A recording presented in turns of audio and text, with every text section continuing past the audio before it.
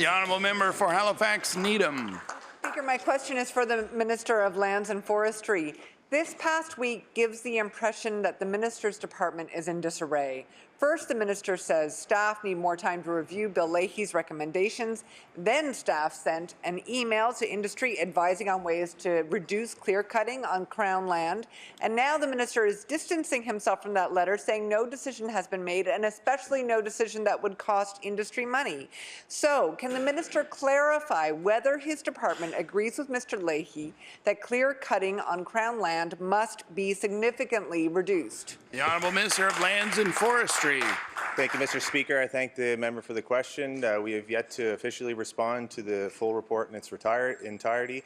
Of course, staff will continue to communicate with licensee holders, and that's what that email is about. There has been some advice and some talk about it, some recommendations on how they would go towards ecological-based forestry. It is a mandate within the department, has been for some time, to look for ways that we can reduce clear cutting where warranted, but clear cutting or overstory removal will continue to be part of the forestry industry, as acknowledged in the Leahy report. We look forward to continuing to work with staff and our stakeholders to ensure that we are protecting the environment, but at the same time growing our industry. Thank you, Mr. Speaker. The honourable member for Halifax Needham.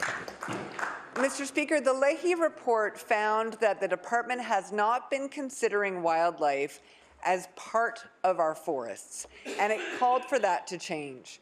As confirmation that that change is required, last week we learned of a proposed cut on Crown land in West Hants that threatens vital winter habitat, not just for deer, but also an area where we know that endangered mainland moose and at-risk American martens also find refuge during the winter months. The Minister and his department are sending mixed messages about whether and when we can expect forestry practices to change. And so my question is, why can't the Minister commit right now to acting on Mr. Leahy's recommendation that impacts on wildlife be properly assessed? The Honourable Minister of Lands and Forestry. Thank you, Mr. Speaker. Indeed, wildlife is part of the 45 recommendations to talk about in our current pre-treatment assessments. Our biologists go out and we look at any opportunities that we can to mitigate any potential impact to our wildlife, and in particular our endangered species. I know that this particular stand has had a modification to its original pre-treatment assessment.